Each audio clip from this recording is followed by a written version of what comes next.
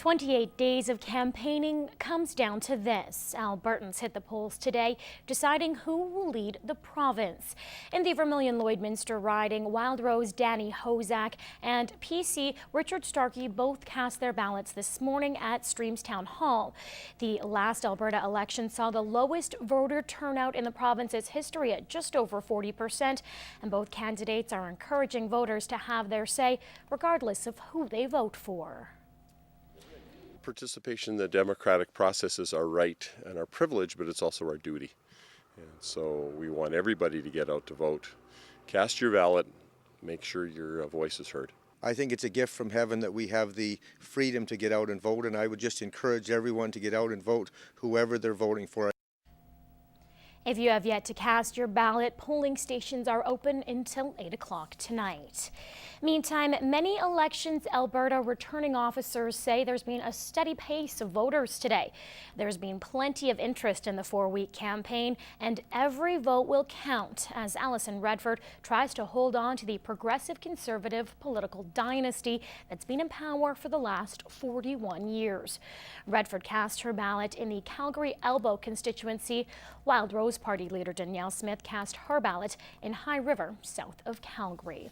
And just a reminder to join us at 8:30 tonight for live coverage of the Alberta election. I will be your host, and Phil Allen from Lakeland College will be joining us as our political analyst. We will have live updates throughout the evening following our half-hour special, and full election details on Newcap News tonight at 11:30.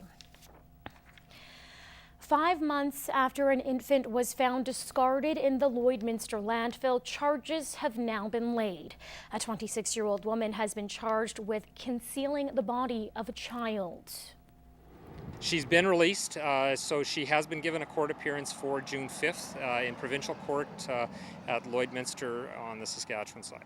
Staff Sergeant Callis says this isn't the type of case officers are used to dealing with, knowing there's been a lot of time and effort put in.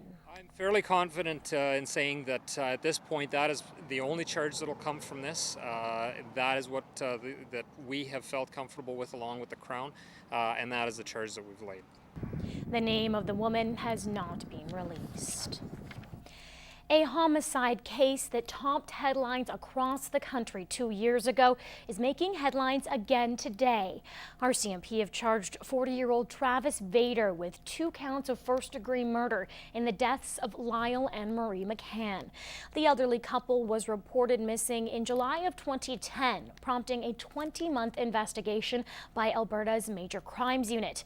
Vader's first court appearance is scheduled for May 15th in Edson, Alberta. He remains in police custody. A 5-year-old boy is dead after a tragic incident on the Saddle Lake First Nation Saturday night. Taden Cardinal Moses was driving a go-kart that spun out of control before finally hitting a parked car.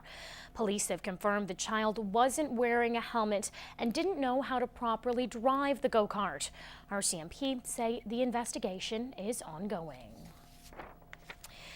3 weeks ago, we told you about a Lashburn family and their fight against a fatal disease, Duchenne muscular dystrophy. They've been collecting used phones to raise money and awareness.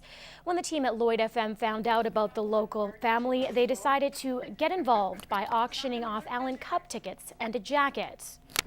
Well, we presented a check for $550 to Preston Coolidge, and we've wanted to do something for Preston for a long time. And finally, we got some sponsors on board, and we were able to hold an auction and donate some money to what we consider is a fantastic cause. And for the family, the donation was a welcome surprise. Very overwhelming. Definitely, I appreciate the gesture and whatnot. With the money only adding to what they've already raised through the phone drive. About $20,000 is where they pay on an average about $30 a phone, so around $20,000 has been raised with what's been dropped off. Phones of any make, model, and year can still be donated to help find a cure.